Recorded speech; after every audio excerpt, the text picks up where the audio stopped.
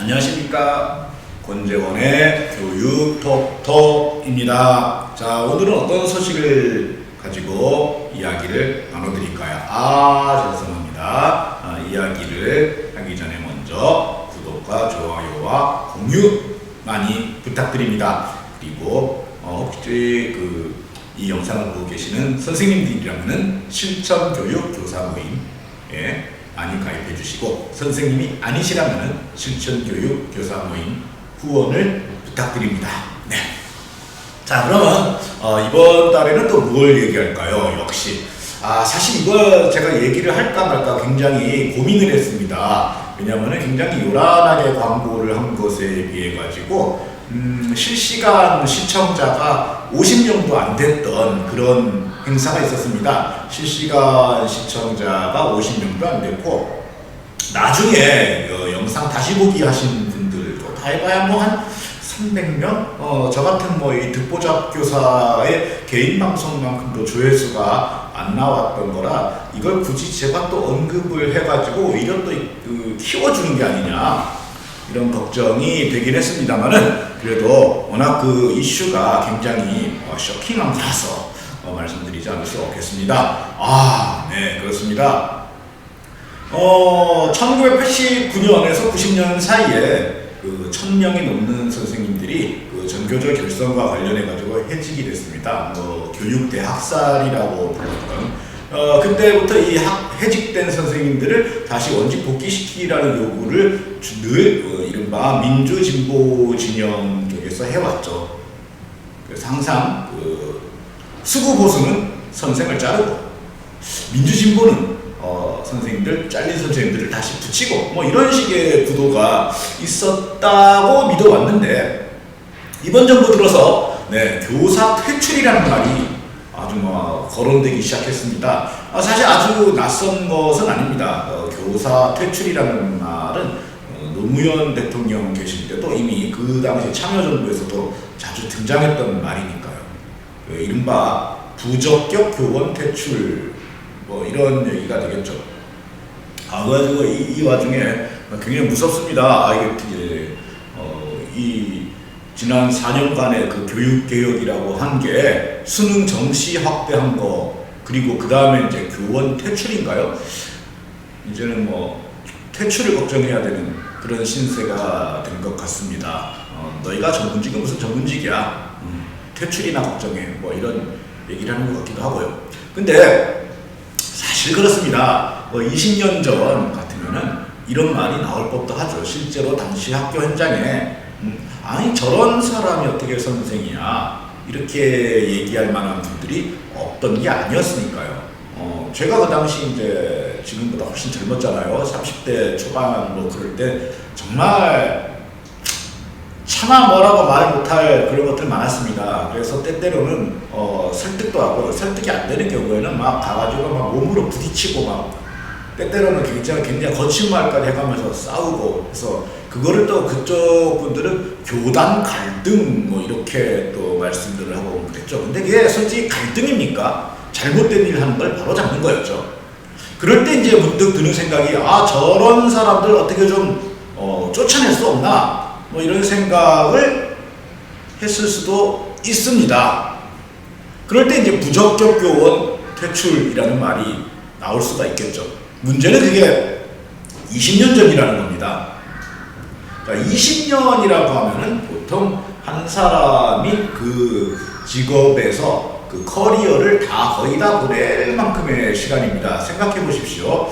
그 당시에 20년 전에 부적격 교원이라는 말을 들을 만한 그러한 선생님들이 얼마나 있었을까요? 그리고 그러한 선생님들이 대체로 연령대가 어디에 있었을까요? 이런 거를 생각해 보면은 아마도 그때 우리의 기억에 남았던 그 분들은 지금 퇴직은 물론이려니와 때에 따라서는 이미 돌아가셨을 수도 있는 그때의 분들입니다.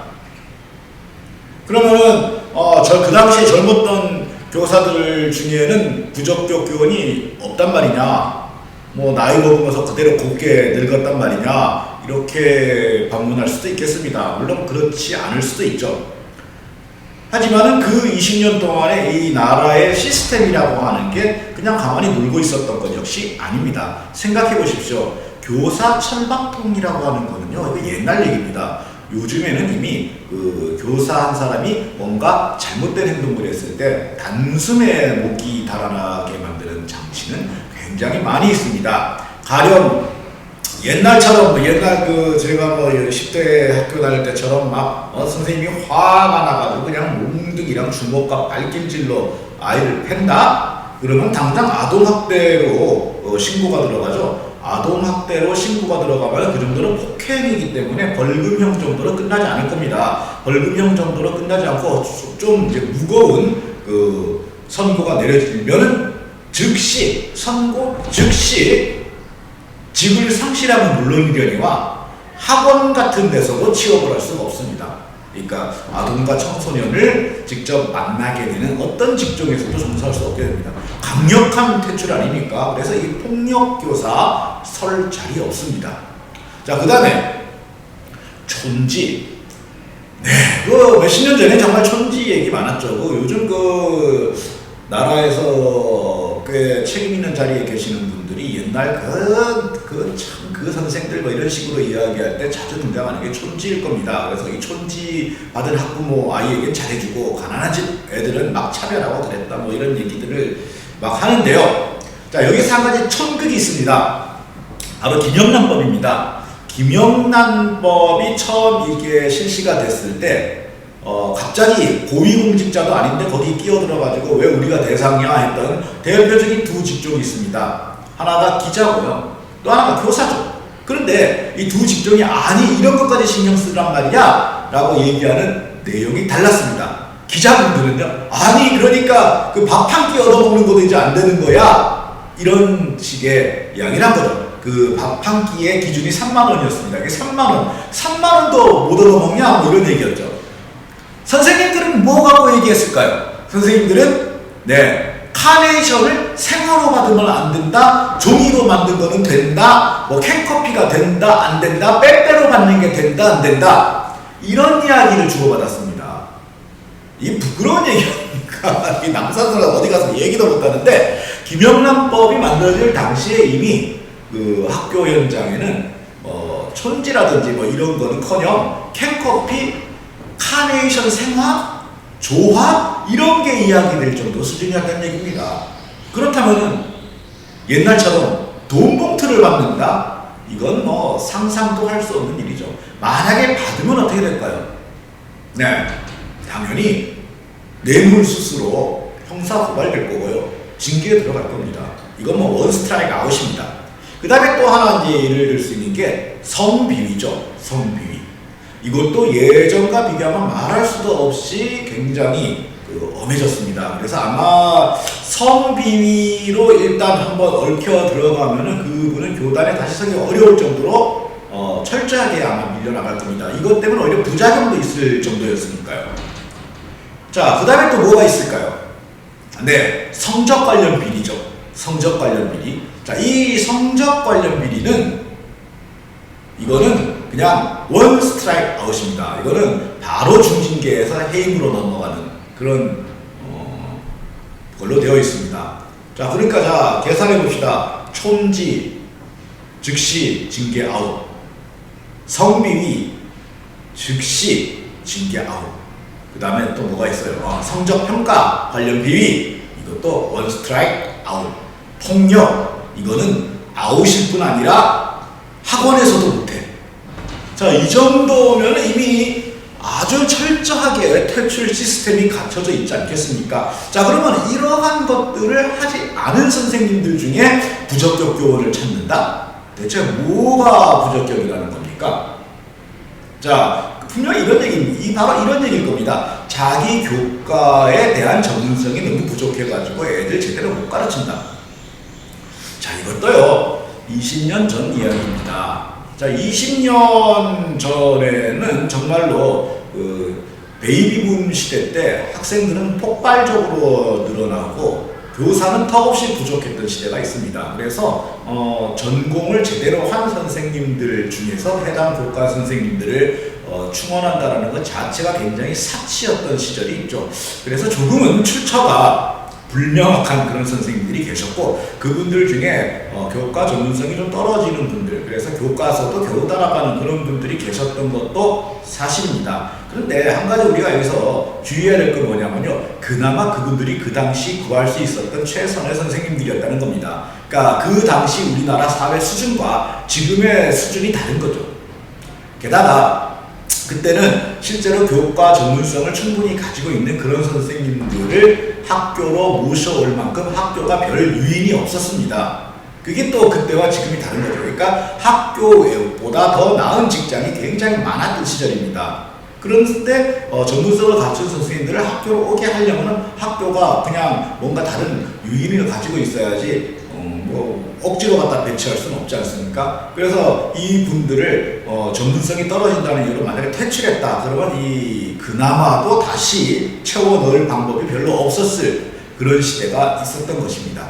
그럼 지금은요, 여러분 알지 않습니까? 지금은 굉장히 치열한 경쟁을 통해서 좁은 문을 통과한 분들이 학교에 들어오고 있습니다. 제가 바로 그 첫 세대죠. 저도 이미 바로 자동으로 이렇게 들어오는 게 아니라 굉장히 치열한 과정을 거쳐가지고 학교에 들어왔습니다. 그런 저가 이미 퇴직 날짜를 계산하고 있습니다. 그러니까 현재 학교에 계시는 선생님들의 거의 대부분은 저보다 어리지 않습니까? 그러니까 그리고 갈수록 점점 더 진입 장벽이 높아졌거든요. 그래서 굉장한 장벽들을 돌파해 갖고 오신 분들입니다. 물론 이렇게 얘기할 수도 있죠. 공부만 잘한다고 해가지고 교사의 자질이 있는 거냐? 물론 그렇습니다. 인품이나 이런 부분에서 조금은 부족한 부분이 있을 수도 있겠습니다만은 적어도 교과 전문성이라고 하는 부분에서 의심의 여지는 저는 이젠 없다고 생각합니다. 만약에 선생님들의 교과 전문성에 의심이 생긴다면요, 그렇게 이야기하는 분들은 대개는 그 선생님의 교과 전문성에 대해 불만이 있는 게 아니라 자기 자녀의 성적에 불만이 있는 겁니다. 선생님 탓인가 자녀의 탓인가 이거 좀 꼭 구별해 봐야 되지 않겠습니까? 또 그런 게 있습니다. 학교에서 가르치고자 하는 목표와 실제로 그런 학부모들이 원하는 목표가 다를 수가 있습니다. 학교에서는 어쨌든 간에 결과적으로는 입시일지라도 대놓고 입시 교육은 할 수 없는 곳이 학교가 아니겠습니까? 자, 그런데 이런 걸 가지고 자꾸 전문성이 떨어지니까 퇴출, 그러니까 사교육 이렇게 이야기한다면 이거는 앞뒤가 굉장히 안 맞는 말이 되겠습니다. 자, 그러니까 정리해 봅니다. 정리해 보면 이렇게 되겠습니다. 물론 부적격 교원이 있을 수 있다. 그런데 그 부적격에 해당되는 굉장히 중요한 부적격 사유들이 발생할 경우에 그야말로 원 스트라이크 아웃 시킬 만큼 현재 제도가 그렇게 눅눅하지 않다라는 거 하나. 그 다음에 두 번째, 만약에 그런 인품이나 행실의 문제가 있는 게 아니라 교과 전문성 때문에 문제가 돼가지고 퇴출시켜야 된다고 주장한다면 그런 정도로 수준 낮은 선생님들은 이미 거의 다 퇴직하고 없다. 지금 현재 학교에 있는 분들은 엄청나게 치열한 경쟁을 거쳐서 통과해온 검증받은 인재들이다. 자, 그럼 물론 그럴 수 있습니다. 들어올 때는 인재였는데 이게 세월이 지나면서 열정이 점점 사그라들면서 복지부도 아니 이렇게 됐다 이렇게 얘기할 수도 있겠습니다. 자, 그렇다면 그것은 다른 시스템의 문제죠. 누가 왜 이런 인재들이 들어와가지고 성장하지 못하고 점점 퇴행했는가? 자, 그거는 인재를 선발해서 사용하는 쪽에서 책임을 져야 될 일이지 그 사람들, 개인들이 책임질 일은 아니지 않습니까? 만약에 어떤 회사에서 최고 엘리트 직원을 뽑았는데 이 직원들이 이상하게 경력이 쌓일수록 유능해지는 게 아니라 무능해진다면 누구를 탓해야 될까요? 그 직원을 탓해야 될까요? 그 회사 관리자들을 탓해야 될까요? 자, 이거 한번 다시 생각해 볼 필요가 있겠습니다. 자, 그리고 마지막으로 정말 원 스트라이크 아웃 될 정도로 퇴출돼야 될 만한 그런 교원이 퇴출되지 않고 버티는 것도 있긴 합니다. 그건 어디냐면은 주로 공립학교가 아니라 사립학교입니다. 자, 그러니까 교사 퇴출법을 만들겠다고 하는 그 용감하신 국회의원이라면은 그걸 건드리는 게 아니라 힘없는 선생들 건드리지 말고 진짜 우리나라 교육의 모습의 집합적인 사립학교법을 건드리시기 바랍니다. 저항이 대단할 겁니다. 유치원법하고는 비교도 안 되겠죠. 그래도 그 정도는 건드려야 용감한 사람이라는 말을 듣지 않겠습니까? 아마 그거 건드리면은요, 동시 시청자 3,000명, 나중에 그 조회수는 수십만 개 넘어갈 겁니다. 네, 권재원의 교육톡톡, 네, 퇴출의 위험을 무릅쓰고 한 말씀 드렸습니다. 고맙습니다.